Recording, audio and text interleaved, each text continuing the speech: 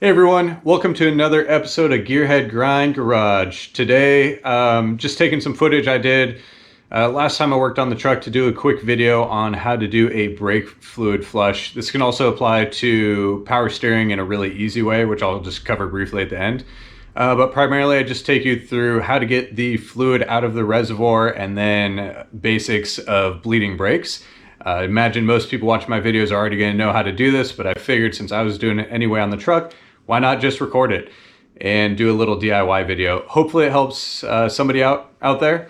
But thanks for checking it out. We are making progress on the LBZ Duramax build, slowly but surely, going through and doing some of the basic maintenance on it, like the brake bleed and the brake flush, basically. But everything's going well so far, and lots of fun stuff to come. So looking forward to doing all the fun stuff though, like the lifts, tires, wheels, suspension, and various parts. So continue to check it out, and let's get into the brake fluid flush. Thanks. So what I did is I opened up the brake fluid reservoir and I started to drain it. For the first part of the drain, I used this siphon pump. And then what I did is I actually has some DOT old brake fluid that I just poured in there and switched it around again in the reservoir, and then also pumped that out. For the second time, to make sure I really cleared out everything, I actually have this brake bleeder vacuum pump. It's just a cheap Harbor Freight one, but what I did is I basically pull this hose off, and the hose that comes from this AutoZone siphon pump works for the brake bleeder as well. So I basically just swap out this hose that normally attaches to the brake bleed port on the calipers to this hose, which will actually go inside of the reservoir. So if I take my pump here, I would basically stick it inside like that, and then you just pump it up and it creates a vacuum, and you'll be able to suck out any fluid that's in here. So what I then do is, you try to clean it out as much as possible when you're draining too, but suck out everything. There was a lot of debris in this one actually.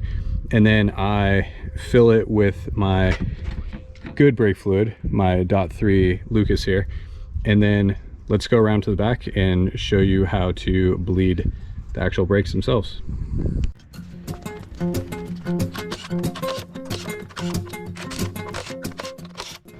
Use a 7/8 socket to get these off. It's the same size socket that you use to actually get the lug nuts off as well.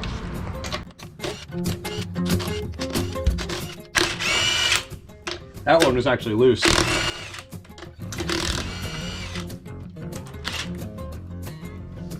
So this is a perfect example of why I'm doing this as well and taking the wheels off. So that one lug was actually loose on there. So, I've never worked on this truck before. It's brand new to me. So going through and checking the torque on all the lug nuts is actually a good start. So basically I started with the other side for the bleeder valve because that corner is the furthest away from the brake system. So I bled that one, didn't record it because I forgot. So I'm gonna now show you on this wheel how to do that. Let's pull off all of our lug nuts. The 1/2-inch impact is a must-have tool in my repertoire. It's probably both my 3/8 and 1/2-inch impacts are my most used tools in my garage. The 1/2 is just great for breaking apart anything that you need to, any size nut or bolt that's stuck on.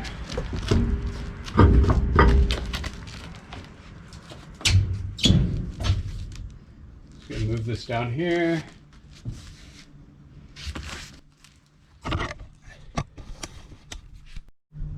All right, so now let's get inside this wheel well. So if we're looking at this caliper here, you can see we have this bleeder screw on the back. It has a plastic plug. You'll just want to remove that plug, and then we can access our bleeder here. It uses a 10mm. So I have this 10mm wrench specific to working on brake systems, or you can just use any 10mm box wrench. But if you do that, just make sure you don't strip the threads. So basically what I do is I just put my wrench on here, which is hard with one hand. Let me switch my hands here real quick.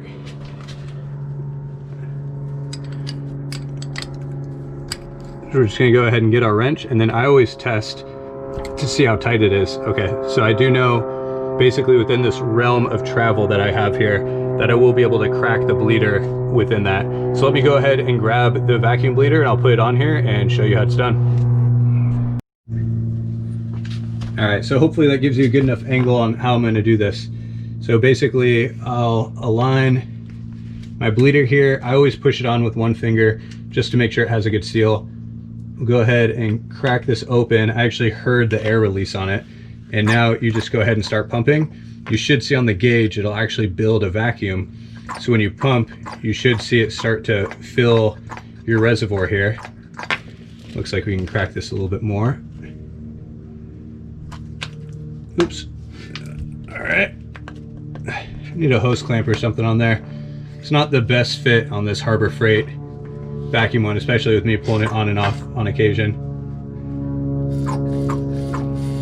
All right, in here it's actually leaking, so let me make that seal. There we go.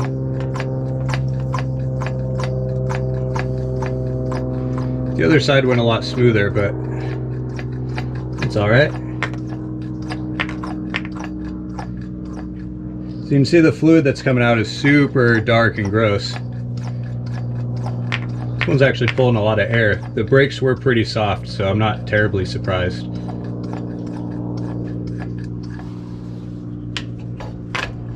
ahead,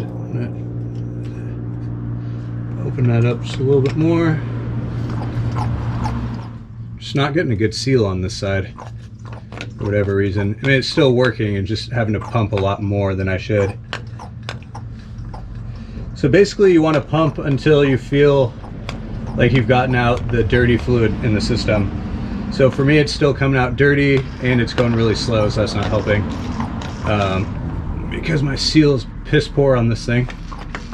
But yeah, you essentially pump it, and then once you're done, I hold this on and then I'll move this wrench and then tighten up this bleeder screw again. So that's basically all there is to it. You just do this. This one is a terrible example, but you go ahead and bleed this and do it for all four corners. Start with the one furthest away from your brake system and then move closer to your reservoir.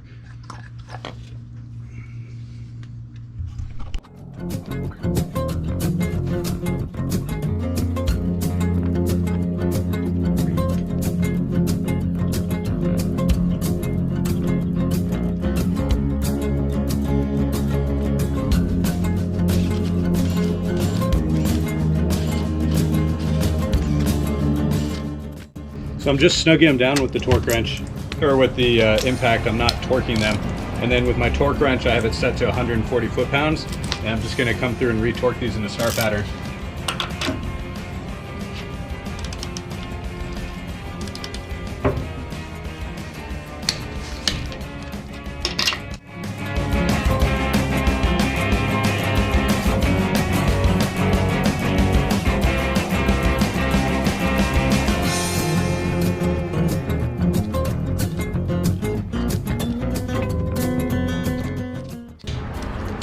And then you always go back and recheck them. Make sure you hit every one.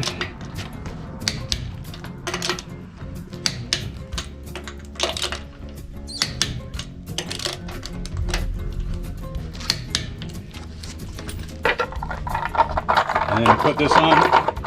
You just start the threads of each one of these. They're just plastic threads. So I never actually torqued these. I just snug them down, and I've never had one come off.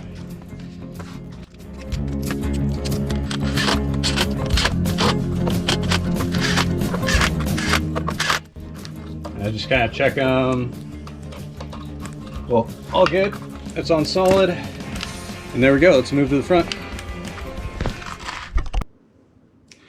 Hey everyone. So you might be like, where'd the extra footage go of you doing the rest of the brake calipers? I don't know. I thought I recorded it. The footage wasn't on the card, so I guess we're gonna do without it. But essentially, to finish this job, what you do is you start from the axle or the wheel that's furthest away from the master cylinder. So basically, that would be the passenger side rear.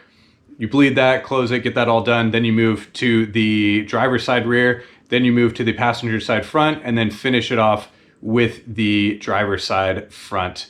Along the way, you want to make sure that you monitor the fluid in the master cylinder. So I go and check it after every caliper, basically, so every corner, and I'll make sure it's topped off, because what you don't want to do is pull so much fluid through that you drain that master cylinder and you let air in your system.